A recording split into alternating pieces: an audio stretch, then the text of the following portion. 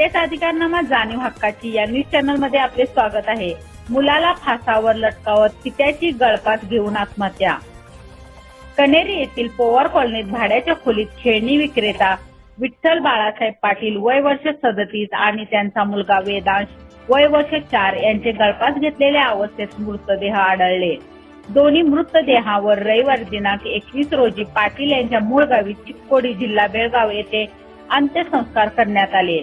शनिवार दिनांक 20 रोजी दुपारी घडलेल्या घटनेत पाटील यांचा मोठा मुलगा सुदैवाने बचावला। दरम्यान पोटच्या मुलाला फासाला लटकवून विठ्ठल यांनी गळफास घेण्याचे कारण काय असावे याचा शोध घेण्याचे काम पोलिसांकडून सुरू आहे। याबाबत अधिक माहिती अशी की मूळचा विठ्ठल पाटील हा गोकुळ शिरगाव येथील औद्योगिक वसाहतीत काम करीत होता। शिवाजी पेठेतील चंदेश्वर गल्लीत त्यांच्या पत्नीचे माहेर होते। पत्नी क्रांती, 5 वर्षाचा मुलगा विक्रांत, 3 वर्षांचा वेदांश आणि विठ्ठल असे चौघांचे कुटुंब कनेरी येथे भाड्याच्या खोलीत राहत होते। तिरुपती बालाजी येथे देवदर्शन करून परतलेले पाटील कुटुंब क्रांती यांच्या माहेरी शिवाजी पेठेत गेले होते।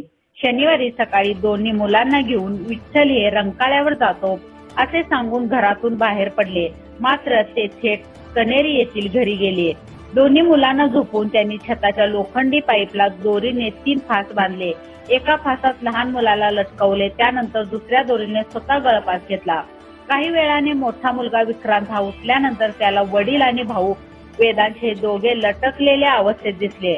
त्याने वडिलांच्या मोबाईल वरून आईला फोन करून हा प्रकार सांगितला। क्रांती आणि माहेरच्या नातेवाईकांना कनेरी येथे पाठवल्यानंतर वडिलांनी मुलासह गळफास घेतल्याचे निदर्शनास आले। गोकुळ शिरगाव पोलिसांनी घटनेचा पंचनामा करून उत्तरीय तपासणीसाठी मृतदेह सीपीआर मध्ये पाठवले।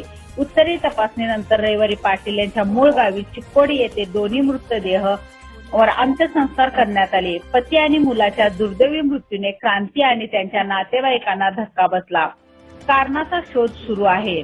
विठ्ठल हा काही वर्ष गोकुळ शिरगाव येथील औद्योगिक वसाहतीत काम करीत होता। त्यानंतर त्याने यात्रा, जत्रा आणि आठवडी बाजारमध्ये खेळणी विकण्याचा व्यवसाय सुरू केला।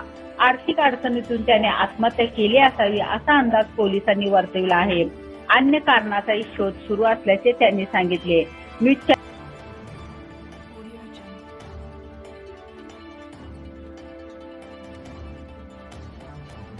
जनतेचा अधिकारनामा जाणीव हक्काची या न्यूज चॅनलला लाईक, शेअर व सबस्क्राईब करण्यास विसरू नका व सदैव रहा अपडेट। जाहिराती व बातमीसाठी आजच न्यूज चॅनलशी संपर्क साधावा। 80 87 820 897।